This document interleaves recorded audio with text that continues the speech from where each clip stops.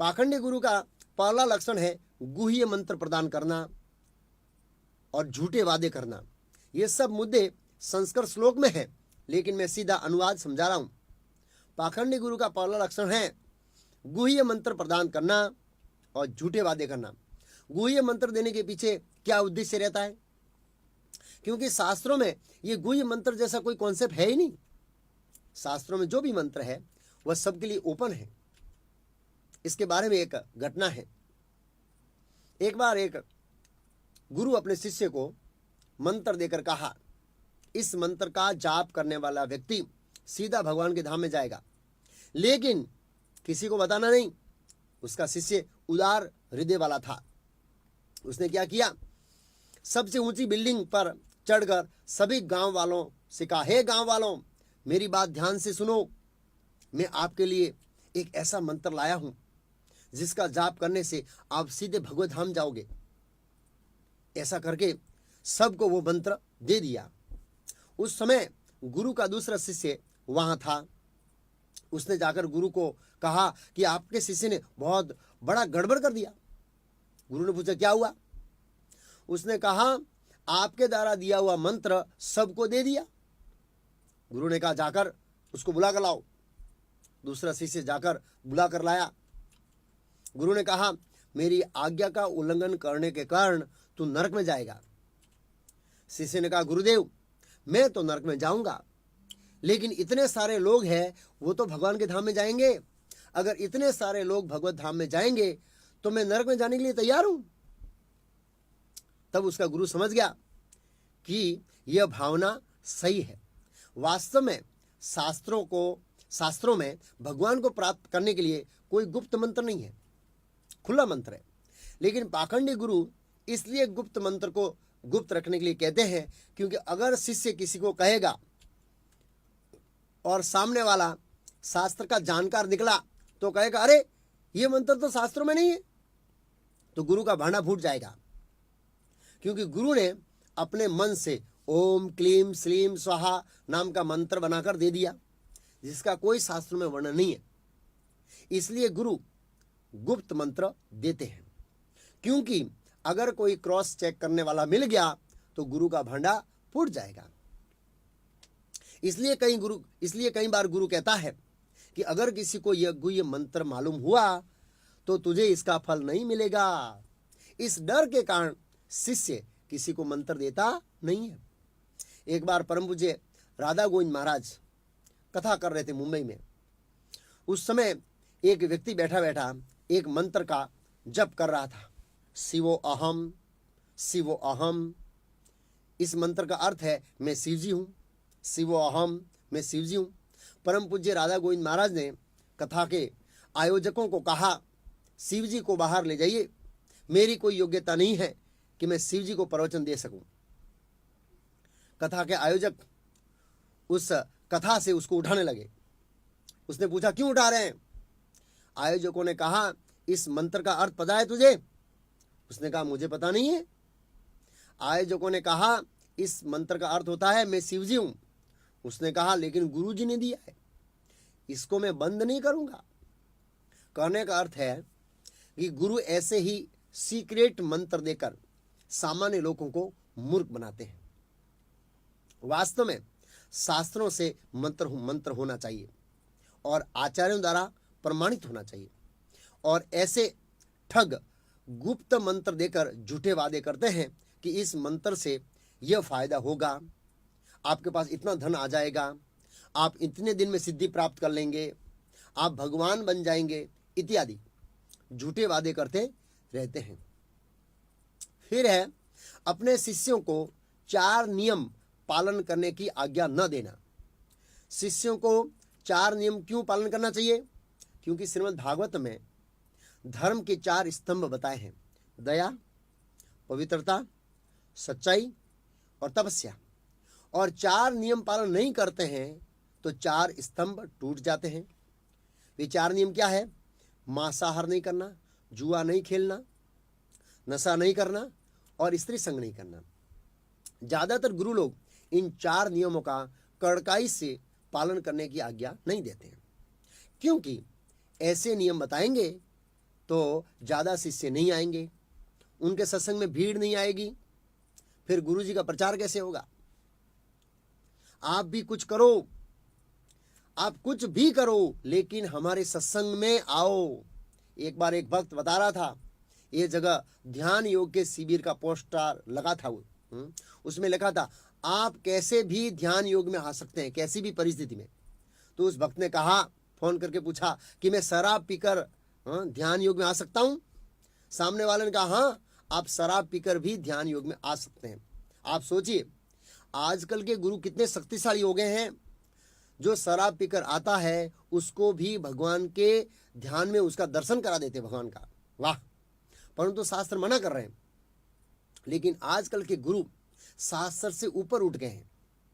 फिर है अपने शिष्यों को शास्त्र के अनुसार ज्ञान न देना। बहुत सारे ऐसे गुरु हैं जो कहते हैं कि शास्त्रों को पढ़ने की कोई जरूरत नहीं है, अंदर से इनर रियलाइजेशन, अंदर से अनुभूति करके बाहर निकालो ज्ञान को। गुरु कहता है कि मैं आपको जो ज्ञान दे रहा हूं वो इनर रियलाइजेशन है, ज्ञान अंदर से आना चाहिए। लेकिन अंदर से आने वाला ज्ञान प्रमाणित है या नहीं, उसको क्रॉस चेकिंग कैसे करेंगे। आचार्य कहते हैं कि जो ज्ञान अनुभूति से प्राप्त होता है, अगर वह ज्ञान शास्त्र के विरुद्ध है तो वह वास्तविक ज्ञान नहीं है। कई बार गुरु कहता है कि गीता तथा महाभारत नहीं पढ़नी चाहिए क्योंकि गीता पर युद्ध का फोटो है, ऐसा फोटो घर में रखने से झगड़ा होता है। गुरु ऐसा क्यों कहते हैं? उसका कारण क्या है? क्योंकि गुरु जो ज्ञान देता है, जो उपदेश देता है, वो शास्त्रों में नहीं है। गुरु जी जो बोल रहे हैं वो गीता भागवत में नहीं है, इसलिए गुरु जी का भांडा फूट जाएगा। अगर कोई गीता भागवत पढ़ेगा तो गुरु जी की पोल खुल जाएगी। इसलिए गुरु मना करता है कि शास्त्रों को नहीं पढ़ना है। और मेरे अंतर की बात मैं बताता हूं, उसको आप लोग सुनो। इस तरह गुरु शिष्य को अंधेरे में रखते हैं। एक बार गीता प्राथमिक कोर्स में भाग लेने के बाद एक लड़के ने मुझसे कहा कि मैंने गुरु किया है, लेकिन ऐसा ज्ञान तो मेरे गुरुजी ने नहीं दिया है। मैंने स्पष्ट भाषा में कह दिया तेरा गुरु पाखंडी है। चाणक्य पंडित ने कहा है, जो स्पष्ट वक्ता होता है वह कपटी नहीं होता है, वह आपको कभी भी गुमराह नहीं करेगा, शास्त्र के अनुसार बोलेगा। आरंभ में शायद आपको अच्छा नहीं लगे, फिर भी आपके लिए वो लाभदायक है। फिर है योग का जो प्रशिक्षण है, शारीरिक व्यायाम के रूप में देना, न कि आध्यात्मिक प्रगति में मददरूप होने के लिए। वास्तविक योग का अर्थ है जोड़ना, वियोग का अर्थ है बिछोड़ना, ऐसे योग का अर्थ है जोड़ना। हमारे संबंध को भगवान से जोड़ने की पद्धति को वास्तविक योग कहते हैं। लेकिन पाखंडी साधु इस योग का प्रशिक्षण मात्र शारीरिक व्यायाम के रूप में देते हैं, योग से हमारी चेतना को ऊपर उठाने के लिए नहीं देते हैं। फिर है अपने शिष्य को भौतिक प्रगति में उत्साहित करना। गुरु शिष्यों से कहता है खूब प्रगति करो, खूब धन कमाओ, खूब धन कमाओ। अरे गुरुदेव, प्रगति कहाँ करेगा बेचारा, 8 घंटे से 12 घंटे तो नौकरी करता है, अब 24 घंटा नौकरी करवाना है। फिर है अपने शिष्य को इंद्रिय भोग करने के लिए उत्साहित करता है। ढोंगी गुरु अपने शिष्यों को कहता है कि आप खूब इंद्रिय भोग करो, पाप की कोई चिंता मत करो, मैं बैठा हूं ना, तेरा सब पाप हर लूंगा।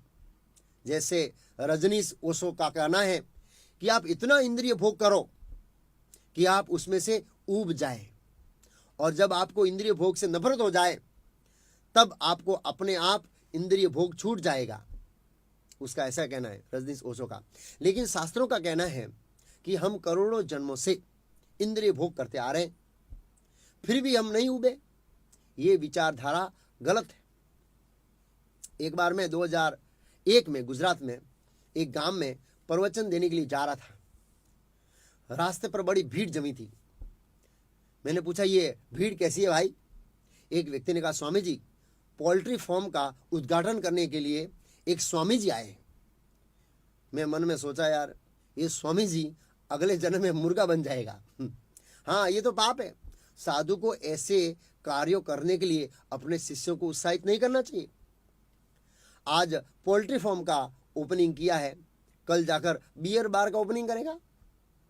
यह कार्य शास्त्र के अनुसार नहीं है। जो सच्चा गुरु होता है वह ऐसा नहीं करता है। फिर है अपने शिष्यों को भौतिक आशीर्वाद देना। एक बार एक व्यक्ति मुझे मिला, उसने कहा मैं एक बापू के पास गया, बापू ने थप्पा मारा पीछे, जिसके कारण मुझे अमेरिका का वीजा मिल गया। वह बापू की कृपा से अब माला माल है। वो बोलता है मैं माला माल हूं।